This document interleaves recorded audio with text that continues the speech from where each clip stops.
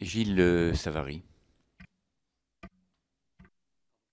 Oui, Monsieur le Président, merci de votre exposé.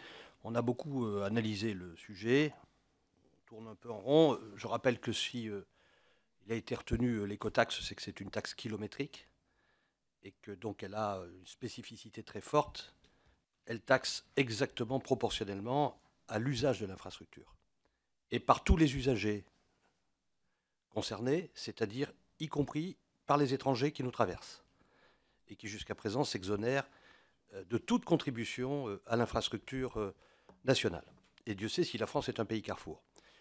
Après, nous avons d'autres alternatives. On pourrait avoir autre chose qu'une taxe kilométrique. Elle a ceci de particulier aussi, c'est qu'elle est à peu près neutre sur la concurrence, puisque la plupart des grands pays l'ont mise en place, en particulier notre plus grand concurrent économique, l'Allemagne.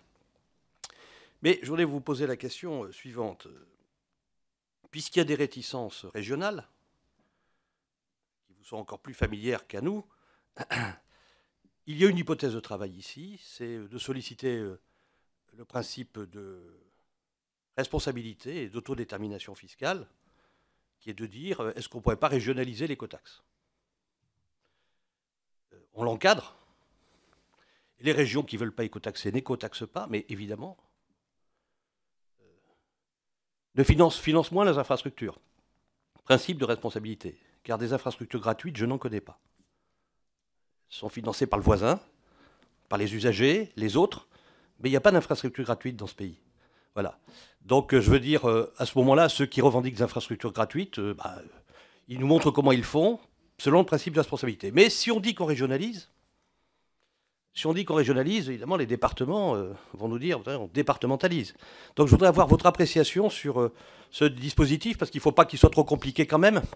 On ne va pas mettre 90 ou 100 écotaxes par département. Les régionaliser, c'est déjà un problème lourd. Donc, quelle est votre appréciation sur une régionalisation d'une part importante de l'écotaxe, principe de responsabilité? On dit il vous revient des financements pour financer votre mobilité. Il y a moins de financement d'État parce qu'on fait des économies et parce que l'État a moins d'argent.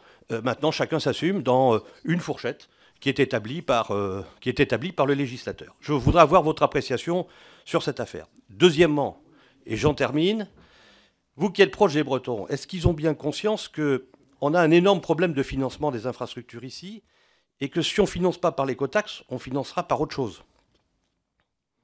En particulier, nous avons voté, en loi de finances 2014, le principe de la taxe carbone avec ristourne pour les transporteurs routiers. Il suffirait de lever la ristourne pour les transporteurs routiers pour retrouver une recette. Alors évidemment, il nous resterait sur les bras Ecomove. Mais c'est à notre disposition extrêmement facilement.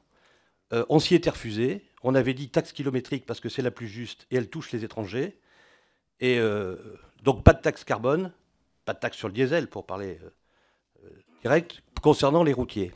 Est-ce que vous avez le sentiment que en Bretagne, c'est zéro taxe, on ne veut pas contribuer, c'est gratuit, ou bien est-ce qu'ils ont bien compris qu'on avait des moyens de combler la difficulté budgétaire que l'on a ici au plan national, en particulier pour le financement de la FIT et des contrats de plan État-région? Parce que, ironie du sort, et j'en termine, la route redevient dans le mandat des contrats de plan, revient dans le mandat des contrats de plan. Elle n'y était pas, et au moment où elle revient, il n'y a plus d'argent pour les financer. Je passe la parole ensuite à Thomas Thévenoud sur la ristourne gasoil pour les transporteurs. Le montant de la ristourne aujourd'hui, il est de l'ordre de 381 millions d'euros.